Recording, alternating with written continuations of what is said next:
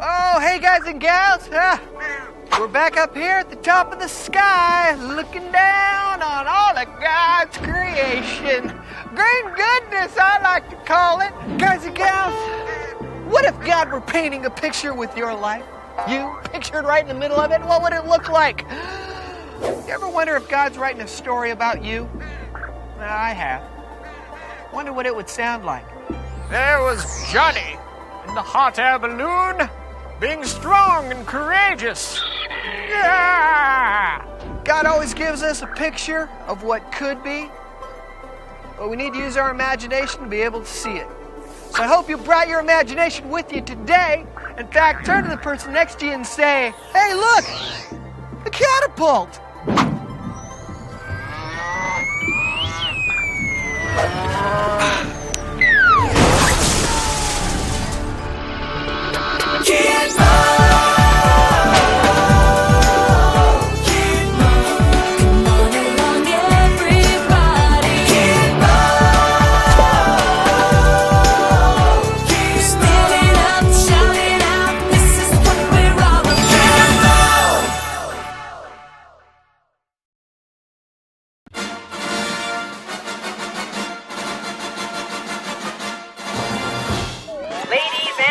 Gentlemen, you are tuned into WHAT Radio. What? Exactly. We continue our dramatic presentation of the Israelites' journey to the Promised Land. Whoopee! A rock in the hard place make a pretty picture. The people of Israel were putting on a rock show.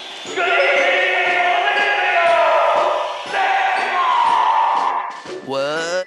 No, not that kind of rock show. These were real rocks.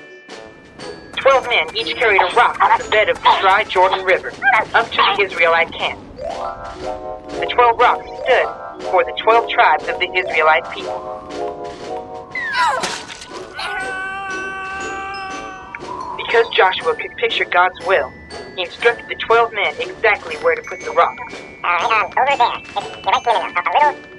When the rocks had been set in place, Joshua spoke to the people. When your children ask, "What do these rocks mean?"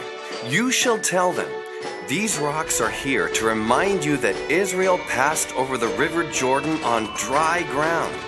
For the Lord dried up the waters of the Jordan for you until you passed over, so that all the peoples of the earth may know that the hand of the Lord is mighty." The people liked the sound of Joshua's words, because his words helped them to picture God's will. That day, the people of Israel witnessed one of God's great miracles, and the monument of the rocks that they set up would ensure that their children remember to picture this miracle in their imagination. I tell you, those Israelites got it good. God's picture for them is getting prettier every day. But the foreboding city of Jericho still stands between them and the Promised Land. What is up with those pesky people of Jericho?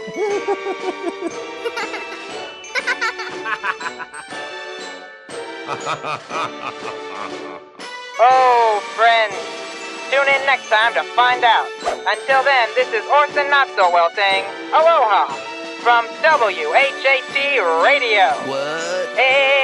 Exactly.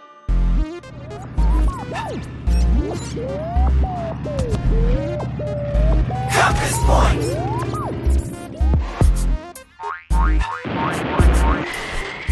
Greetings, my furry friend! Whoops. You know, guys and gals, have you ever imagined what God can do? Have you ever pictured it in your mind? Because if you can picture it in your mind, you will know how to pray. In fact, let's all use our Super U sensors to imagine something you would like to pray for. Everyone, hand to your head. Picture it. Picture today the way you will pray. Can you say that with me? Picture today the way you will pray. Now everyone, Super U sensors, really loud, here we go. Picture today the way you will pray. This is Super U, helping you to become the super you God wants you to be. I'm off.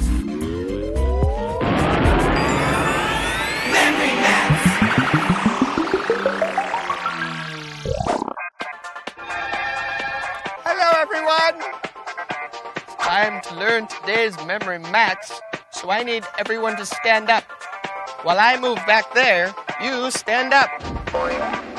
All right, guys and gals, is everybody standing up? Because it's time to learn today's memory max. I'm so excited. Ah! Anybody know where we're going to find today's memory max? Anybody? Yell it out. Let me hear it. Joshua 1:9, that's right. Joshua 1:9 starts like this. Joshua 1:9. Be strong and courageous. Do not be afraid or discouraged. Next part of Joshua 1:9 goes like this. Drum roll, please. Let me hear it. For the Lord, point up as high as you can. For the Lord, your God, we're going to point out like that, is with you. We're going to pull in our arms because God is with us. Let's just do that. For the Lord, your God, is with you. All right, let's try Joshua 1:9 all together. Turn to the person next to you and say, Joshua 1:9. Be strong and courageous. Do not be afraid or discouraged. For the Lord, your God, is with you. Guys and gals, God is with you. Never forget that. That one day, Joshua took stones and he stacked them up as a reminder of what God had done. Those rocks stood as a reminder, my friends. God goes with you. That's right. Be strong. Be courageous. Don't be afraid. Don't be discouraged because God is with you. We need to remind ourselves of that. In fact, turn to the person next to you right now and say, God is with you. Oh yeah, thanks for reminding me. Woo.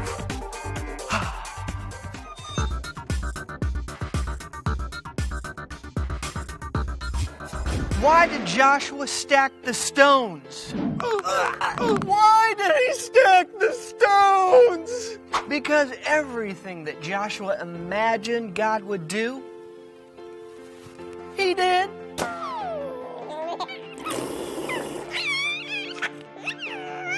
Joshua even said, when your children ask you, what are those stones? You can tell them. That is a marker of what God has done. You may not be aware of it, but God is doing incredible things in your life. So how are you going to mark God's faithfulness to you?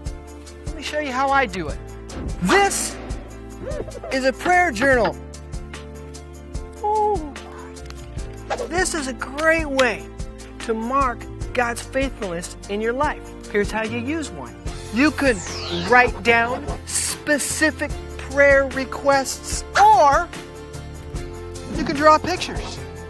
You can imagine what you want God to do in and through your life. And you can draw a picture and say, God, this is what I want. Lord, this is what I'm asking you for. And you can fill your prayer journal with those pictures and then take time to sit down and go through that.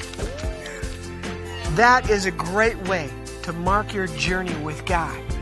To write down pictures or prayer requests in a book so that you can say, look at what God has done. All right, I want you to make a book or get a book like this. I want you to keep it. And I want you to start writing down specific prayer requests. Now, it may take you a few years to fill it up, but that's okay. Because this prayer journal is a great way to mark God's faithfulness in your life. In fact, when people ask you, hey, what's that whole relationship you got with God? You can say, oh, let me show you something.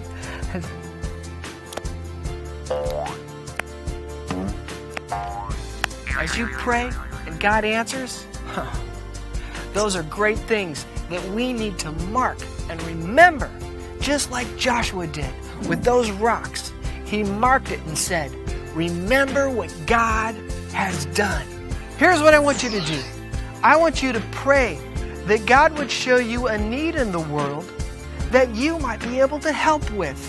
Would you pray that God would use you to make a world-changing difference regarding that need? Write it down. You mark it.